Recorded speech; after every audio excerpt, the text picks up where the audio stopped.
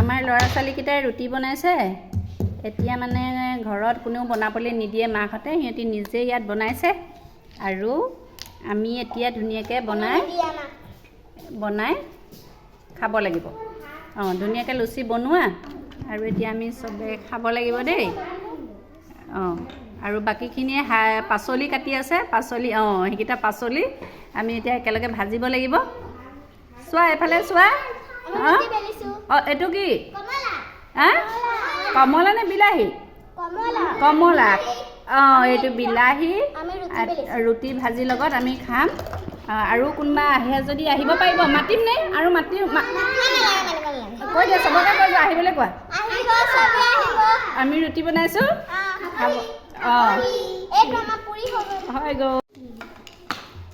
এয়া আমাৰ প্ৰিয়ংকায়ে বিলাহী কাটিছে। তাৰপিছত আৰু কি কাটিবলৈ উলিয়াইছে চোন? উলিয়াইছে আৰু একেলগে ধুনীয়াকৈ ভাজিবা। আমি লুচি পুৰিৰ লগত ধুনীয়াকৈ খাম দেই। তুমি কি কৰিছা? এইফালে কি কৰিছা? ৰুটি বেলি মাৰি আছা।